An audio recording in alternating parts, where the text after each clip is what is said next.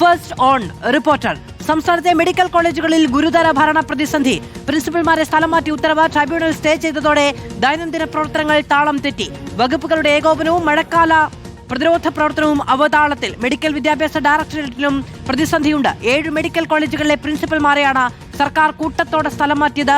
MG Pratheesh വിവരങ്ങളുമായി ചേരുകയാണ്. MG Pratheesh, കഴിഞ്ഞ ദിവസം ഈ ആരോഗ്യവകുപ്പ് ഡയറക്ടറുടെ മാറ്റവുമായി ബന്ധപ്പെട്ട് സർക്കാർ ചൂണ്ടിക്കാണിച്ചത് പകർച്ചവ്യാധിയുടെ സമയത്ത് അവധിയെടുത്തു എന്നുള്ളതായിരുന്നു.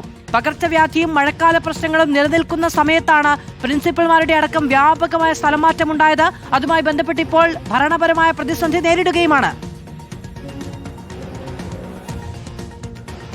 മാധു, തീർച്ചയായും സംസ്ഥാനത്തെ മെഡിക്കൽ കോളേജുകളിലാണ് ഗുരുതരമായ ഭരണ പ്രതിസന്ധി നിലനിൽക്കുന്നത്. ജൂൺ മാസം 1-ാം തീയതിയാണ് സംസ്ഥാനത്തെ 8 മെഡിക്കൽ കോളേജുകളിലെ പ്രിൻസിപ്പൽമാരെ സർക്കാർ കൂട്ടത്തോടെ സ്ഥലം മാറ്റിയത്. ഇതിനു പുറമെ ജോയിന്റ് DME ഒപ്പം സ്പെഷ്യൽ ഓഫീസർ തസ്തികകളിലും മാറ്റമുണ്ടായിരുന്നു. പക്ഷേ ഇതിന് പിന്നാലെ തന്നെ 2 ഡോക്ടർമാർ ട്രൈബ്യൂണലിനെ സമീപിക്കുകയും ആ ഉത്തരവ്, സർക്കാരിന്റെ ഉത്തരവ് ട്രൈബ്യൂണൽ സ്റ്റേ ചെയ്യുകയുമായിരുന്നു. പക്ഷേ നിലവിൽ വലിയ പ്രതിസന്ധി ഇപ്പോൾ നിലനിൽക്കുന്നത് ഈ സർക്കാരിന്റെ സ്ഥലമാറ്റത്തിന് പിന്നാലെ അവിടെ നിന്ന് മാറിയ ഉദ്യോഗസ്ഥർ ഒപ്പം പുതുതായി ചുമതലയെടുക്കുന്ന ഉദ്യോഗസ്ഥർ ഇവർക്കാർക്കും പുതിയ തസ്തികയിൽ ചുമതലയേൽക്കാൻ കഴിയുന്നില്ല എന്നതാണ് ഏറ്റവും പ്രധാനപ്പെട്ട കാര്യം.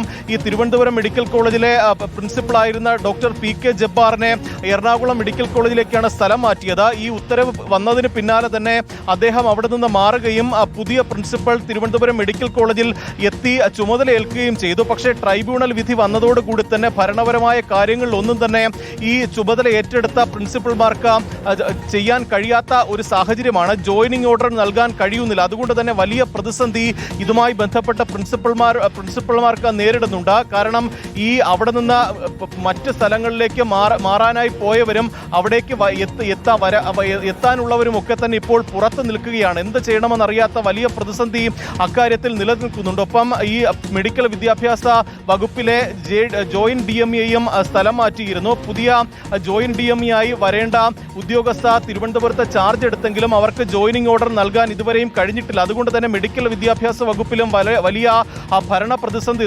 നിലനിൽക്കുന്നുണ്ട്. മെഡിക്കൽ കോളേജിലെ പ്രിൻസിപ്പൽമാരാണ് മെഡിക്കൽ കോളേജിലെ വിവരങ്ങൾ നൽകിയത്. മെഡിക്കൽ കോളേജ് പ്രിൻസിപ്പൽമാരുടെ സ്ഥലമാറ്റവുമായി ബന്ധപ്പെട്ടുള്ള പ്രതിസന്ധിയാണ് ഇപ്പോൾ തുടരുന്നത്.